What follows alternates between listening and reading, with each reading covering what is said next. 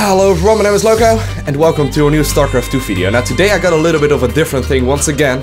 I've been going over the replays that you can send to me nowadays, and I've actually been going over quite a bunch of them. I believe I got like 50 in the last 12 hours or so, which is kind of insane, so I have a lot of videos to make. I actually don't think I will be able to do all of them, but today I've been taking a look at those replays, a bunch of them, and I've been taking a look specifically at Zerg vs Protoss. And one of the main things that I already noticed is that people get way aggressive early on and get way too passive in the later part of the game. So today we are going to be talking about when Zerg should be defensive and when Zerg should be aggressive. Now, of course, those aren't like set rules or whatever, so I'm also going to go over rules when you really need to be aggressive and when you really need to go and sit back as much as you can. But there are a bunch of things that are like Zerg fundamental things that a lot of players don't really get, apparently. So first of all, why Zerg usually is defensive early game.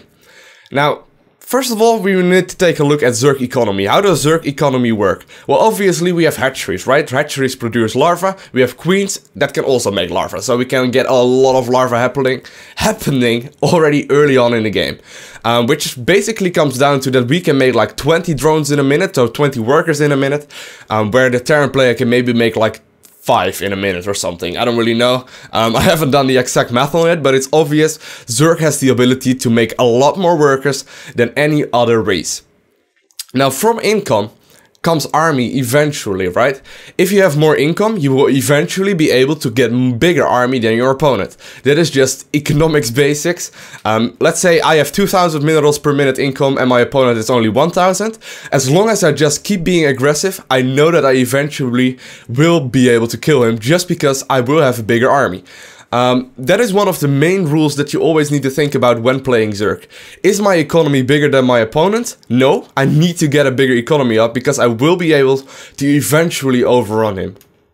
Now, someone actually said that like Zerg play is kind of like a sponge. You know, you can actually suck up a lot of attacks and then eventually like burst out a lot of water.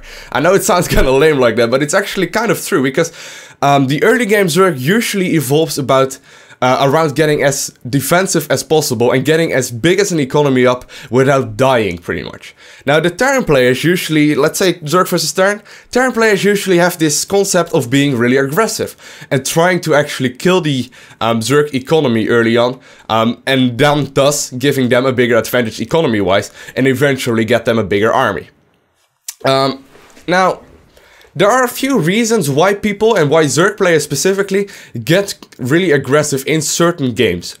For example, let's say you know you have to play a match in 2 days and you have time to study your opponent. Let's say you're like a high level player and you notice that, for example, on Daybreak LE, your opponent always opens up Stargate first or Robotics Bay first and then has like 2 sentries to defense in total. Well, what you can do then in that case is go for a Roach Bust on 2-base Zerg. That is one of the reasons why you see a lot of aggressive Zerg players, for example in the GSL. They will, for example, I said for example a lot this video, but bear that in mind, keep it.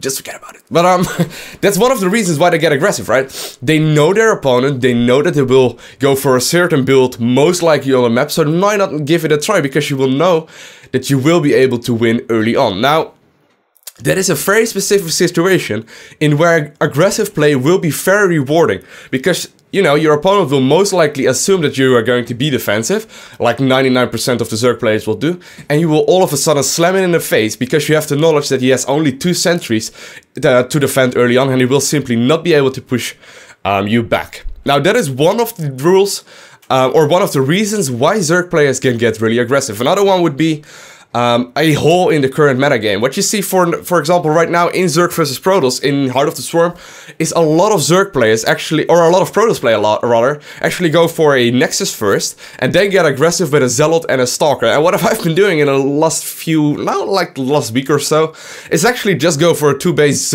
speed Zergling kind of play, and simply just run in their base, because they will not have anything, because they're pushing out with a Zealot and a Stalker. That is also one of the reasons why aggressive play can be really rewarding. Now, in general though, you really want to be sitting back as much as you possibly can as a Zerg player, up until a point that you basically are maxed out in worker count. So for a Zerg player, that's like 70 to 80 drones that you want to be having on 3-4 bases before you really want to start slamming out units. And that is one of the big reasons why Zerg are sitting back early game. Now, a lot of players are actually making way too many units early on. As a Zerg player, it's all about making as many drones as you possibly can in the early part of the game if you want to be playing defensively, which you probably should be doing if you really want to move up the leagues. Now, what you sometimes happen, like what will happen if you start making a lot of drones, is that you will simply die to like 4 Hellions that run by and you will not be able to defend it because you made too many drones. That is a good loss. Right there, that is a good loss. It looks really silly. You take a look at the replay and you notice, oh my god, I lost the game to 4 Hellions. How am I going to respond to this situation next time? That is a good way to improve in the game because you will need to know exactly what you did wrong. You over-droned in that certain situation.